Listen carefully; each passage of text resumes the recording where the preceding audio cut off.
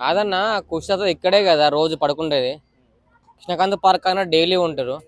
ఉన్నప్పుడు ఎవరు పట్టించుకోకుండా అతను చనిపోయిన తర్వాత అందరూ స్టేటస్లో పెట్టుకొని రీల్స్ పెట్టుకొని ఇంత ముందుకి చనిపోక ముందుకే చనిపోయిన చెప్పేసి ట్రోల్ చేసినారన్న. ఇప్పుడు నిజంగా చనిపోయినా కూడా అసలు నమ్మాలంటే నమ్మలేకపోతున్నారు పబ్లిక్. అది ఫేకా రియల్ అర్థం కావట్లేదు. ఎందుకు చావు మీద ఎందుకు ఆడుకోవాలి చెప్పండి. చనిపోక ముందుకు చనిపోయిన అని చెప్పేసి ఏదో వ్యూస్ కోసము అండ్ పాపులారిటీ కోసము ఛానల్స్ ఫాలోవర్స్ కోసము చనిపోయిన అని చెప్పేసి లాస్ట్ టైం పెట్టిరు 3 months కూడా కాలేదు పెట్టి, మళ్ళీ ఇప్పుడు చనిపోయిండు. చాలా మంది అట్నే అంటున్నారు, వాడు అన్నందుకన్నా చనిపోయిందా లేదా. ఆయన ఉన్నప్పుడు ఎవరు పట్టించుకున్నారన్న. ఆయన చనిపోయిన తర్వాత ఇంటికి వెళ్ళి అందరు యూట్యూబర్స్ అందరు ఇంటికి వెళ్ళి స్పాన్సర్లు డబ్బులు ఇస్తున్నారు.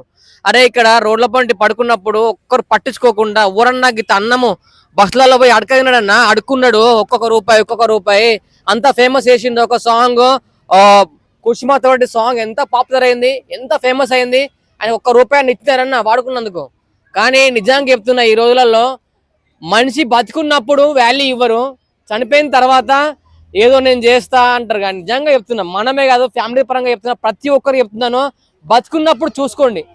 చనిపోయిన తర్వాత మేము ఏదో చేసినాము, మేము వీడియోస్ పెట్టుకోండి, నేను ఇది చేసినా అది చేసినా ఫ్యామిలీకి ఇంత అమౌంట్ ఇచ్చినా అంత అమౌంట్ ఇచ్చినా అని కాదన్న. ఆయన ఇంట్లో వరంగల్ అలా ఫ్యామిలీ వదిలిపెట్టి ఇక్కడ కృష్ణకాంత్ పార్క్ దగ్గర డైలీ ఇక్కడే ఈ పార్క్ దగ్గర పడుకునేవాడు దుప్పట్లు కప్పుకొని. ఓరన్నా పట్టించుకున్నారా? ఓరన్నా ₹10 పెట్టుకుని మధ్య తాపించారన్నా, జ్యూస్ తాపించారన్నా ఎవరన్నా? ఎవరు తాపేయలేదు. చనిపోయిన తర్వాత ఏదో చేసినాము అది చేసినామంటే నాకు చాలా అంటే చాలా బాధ అనిపించింది. ప్రతి ఒక్కరు మళ్ళీ చెప్తున్నా, మీ ఫ్యామిలీస్ ప్రతి ఒక్కరు చెప్తున్నా, మీ ఇంట్లో పెద్దవాళ్ళు గారు ఎవరు ఉన్నప్పుడు వాళ్ళని మంచిగా బతుకున్నప్పుడే చూసుకోండి. చనిపోయిన తర్వాత ఏమి చేసినా వేస్ట్. ప్లీజ్. అంటే యూట్యూబర్లు కూడా చాలా మంది స్టోరీలు పెట్టడం, కుర్చీ తాత ఇక లేరు అని చెప్పి ఉన్నప్పుడు పట్టించుకోలేదు ఆయన అసలు. ఉన్నప్పుడు ఎవరు పట్టించుకోరన్నా. వాళ్ళకి కావాలి ఆ టాపిక్ ఏది ఉంది అది ఏడితే వ్యూస్ ఎక్కువ వెళ్తాయి, ఎక్కువ డబ్బులు వస్తాయి, డబ్బులు అలా ప్లాన్ చేస్తాను. అంతేగాని బతుకున్నప్పుడు తీసుకెళ్ళి నేను ఆయన ఉన్నప్పుడు ఆయనకు ఒక డబ్బులు ఇచ్చినప్పుడు వీడియో పెట్టుకోలేదు ఎందుకు? ఇక్కడ రోజు ఈయనే ఉంటాడు. ఎవరన్నా పట్టుకున్నారా? పట్టించుకోలేదు. పాపులర్ అయింది అంతే. పాపులర్ అయినాక కూడా ఆయన అడుక్కున్నాడు నా రోడ్ల పండి ₹1, ₹2, ₹3, ₹4 అడుక్కున్నాడు.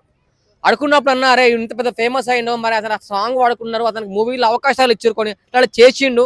అంత పాపులారిటీ వచ్చినాక అంత ఫేమస్ అయినాక కూడా ఎట్లా అసలు ఆ చావు అలా చనిపోవడము ఏం తెలియకుండా అసలు ఏంది అట్లా? కుర్చీ తాతను ఓన్లీ యూట్యూబ్ వ్యూస్ కోసమే వాడుకున్నారా యూట్యూబర్స్ అందరూ కూడా? యూట్యూబ్ వ్యూస్ కోసమే వాడుకున్నారన్న నాకు తెలిసి కుర్చీ తాతని. ఎందుకంటే డబ్బులు ఎవ్వరు ఇవ్వలేదు నాకు తెలిసి. చాలా వరకు అయితే డబ్బులు అని ఒకవేళ ఇస్తే అతను ఎందుకు ఇలా వచ్చి అడుక్కుంటాడు ఇక్కడ కృష్ణకాంత్ పార్క్ దగ్గర బస్సులలో ఎందుకు అడుక్కుంటాడన్న? చాలా మంది మూవీస్ చాలా మంది ఆయన ఫ్రీగా వాడుకున్నారు. ఎంతో కొంత చాలా ఇంటర్వ్యూలకు వెళ్ళిండు, చాలా మంది వాడు వెళ్ళాడు, చాలా పాపులర్ అయిపోయాడు. కుర్చీత అంటే కుర్చీ మార్త పెట్టే సాంగ్ ఎంత ఫేమస్ అయిందో ఆయన అంత ఫేమస్. ఒకప్పుడు సోషల్ మీడియా మొత్తం ఆయన ట్రెండింగ్, అంత ట్రెండింగ్ అయినా ఆయన ఇక్కడ అడుక్కొని తినడం అంటే నాకు షాక్ అవుతుంది. ఎంతో మంది ట్రెండింగ్ అయిన వాళ్ళు, ఫేమస్ అయిన వాళ్ళు పెద్ద మూవీస్లలో చేస్తున్నారు, యాక్టింగ్ చేస్తున్నారు, ఎంత డబ్బులు సంపాదిస్తున్నారు. మరి అతను అంత ఫేమస్ అయినాక కూడా అతను ఎందుకు డబ్బులు తీసుకోవట్లేదు? ఎందుకు డబ్బులు ఆయనకు ఇవ్వట్లేదు?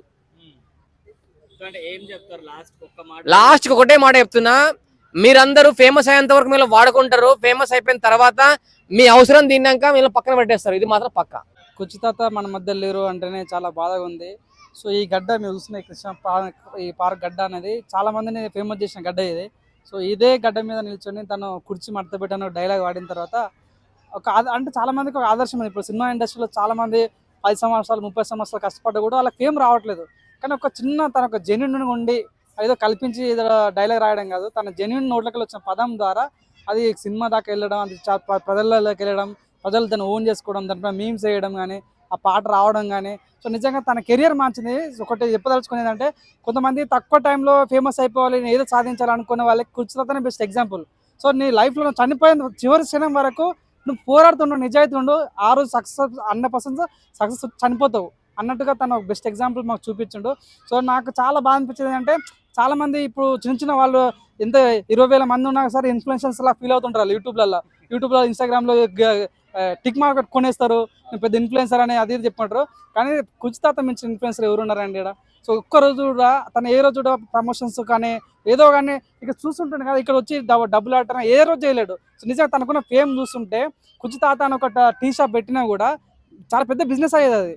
కానీ ఏ రోజు అట్లాంటి ఏం చేయకుండా ప్రజలకు దగ్గర ఉండాలని ఇప్పుడు ఏ మీడియాలో వచ్చి ఏదైనా క్వశ్చన్ అడిగితే సరే నేను చెప్తాను తన వాయిస్ ఇవ్వడం కానీ ప్రజల మీద సమస్యలు రెస్పాండ్ అవ్వడం కానీ గవర్నమెంట్ ప్రశ్నించడం కానీ సో చాలా రకాలుగా తన వాయిస్ వినిపించింది. అంటే మొండితనం అంటారు కదా, సో మొండితనానికి మారిపోయారన్నమాట తను. సో తన మన మధ్య లేడు, తను ఈ ఎండ ఘోరంగా కొట్టడం వల్ల సన్ స్ట్రోక్ రావడం వల్ల తనకి చనిపోవడం జరిగింది. సో ఇది దయచేసి ప్రజలారా చాలా స్ట్రోక్ చాలా ఎక్కువ ఉంది. సో బయటికి వెళ్ళే ముందు చాలా జాగ్రత్త వహించండి. సో కుచితాత లేడన్న బాధ నిజంగా చాలా బాధ అనిపించింది. నాకు కూడా చాలా పర్సనల్గా తెలుసు. సో నేను కూడా ఒక మీడియాలో పనిచేస్తున్నప్పుడు కూడా నేను తనకు అడిగాను, తాత కొన్ని చెప్పమంటే మంచి మోటివేషన్ చెప్పాడు లవ్ గురించి కానీ, సో తల్లిదండ్రులు ఎట్లా చూసుకోవాలనే విధానం కానీ, సో ఈ రోజుల్లో అంటే యూత్ ఎలా ఖరాబ్ అయిపోతున్నారు అనే విషయాలు కూడా చాలా మంచిగా మాట్లాడేవాడు. సో మంచి వ్యక్తి.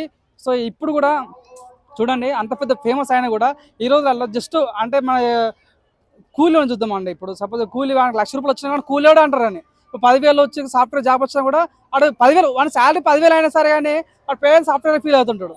సో కుచిత ఆయన అన్న రేంజ్ ఎట్లా అంటే తను అనుకుంటే ఏదైనా విల్లలో 2 రూమ్ తీసుకొని బతికేటాడు. కానీ ఇప్పుడు కూడా ఇక రోడ్డు మీద అనుకుంటుండే, బస్ స్టాప్ కూడా అనుకుంటుండే అంటే తను న్యాచురల్ లైఫ్ సామాజికంగా ఎలా బతకాలి అన్నట్టుగా తను న్యాచురల్ తను ఎట్లా పుట్టిండో అట్లానే చదువుకోవాలని కోరుకున్నాడు కాబట్టి తను అలాగే బతికిండు. తనకు లైఫ్ స్టైల్ కూడా మనం నేర్చుకోవాలి, చాలా ఉన్నదంటే సంతోషపడాలనేది కుచిత మాకు నేర్పించిండు. సో తను లేడన్న బాధ అయితే ఎవరు తీర్చలేరు, కానీ తన ఆత్మకు శాంతి కలగాలని మనస్ఫూర్తి కోరుకుంటున్నాను. చాలా మంది బయట టాక్ ఇది, చాలా మంది యూట్యూబర్స్ కుర్చీ తాతను వాడుకున్నారు, కానీ రిటర్న్ లో ఆయనకి ఏది ఇవ్వలేదు అని చెప్పి చాలా మంది మాట్లాడుకుంటారు. మీరేమంటారు? అది వాస్తవం అన్న. నిజంగా వాళ్ళ పేర్లు బయట తీయద్దు. తన వాడుకొని తన ఫేమ్ వాడుకొని చాలా చేశారు, కానీ తనకేం చేయలేరేమన్న ఫీలింగ్ కలిగింది. సో చాలా మంది కూడా ఎంత కొద్ది తన ప్రమోషన్ వాడుకున్నప్పటికి ఎందుకు డబ్బు ఇచ్చి ఉంటే బాగుండేది. అట్లీస్ట్ తను కూడా అంటే వాళ్ళ తప్ప అంటారా లేక కుచిత గొప్పతనం తెలియదు, కానీ కుచిత ఎప్పుడు డబ్బులు అడిగేవాడు కాదు. ఏదైనా ప్రమోషన్ చేసి కూడా నాకు 20,000 ఇవ్వండి 10,000 అని ఏ రోజు అడగకుండా తను. సో తను ఆ రకంగా వెళ్ళిపోయాడు కాబట్టి సో ఈయన అవునని కాదని కొంతమంది అయితే తనని మోసం చేశారన్నట్టు కనిపిస్తుంది అన్న. అంటే ఇప్పటికైనా ఆయన లేరు అని చెప్పి తెలిసిన తర్వాత ఇప్పుడు కూడా చాలా మంది ఫ్లెక్స్ చేస్తున్నారు, స్టోరీలు పెట్టి కుర్చీ తాత మిస్ యూ అని చెప్పి. ఉన్నప్పుడు అంత విలువ ఇవ్వలేదు ఆయనకు, ఇప్పుడు పెట్టి ఏం సాధిద్దామంట, అసలు ఏం నిరూపిద్దామంట. అదే అన్న, నాకు అదే బాధ కలిగించింది. ఇన్స్టాగ్రామ్ లో కూడా చాలా మంది కూడా రెస్పాండ్ అయ్యారు.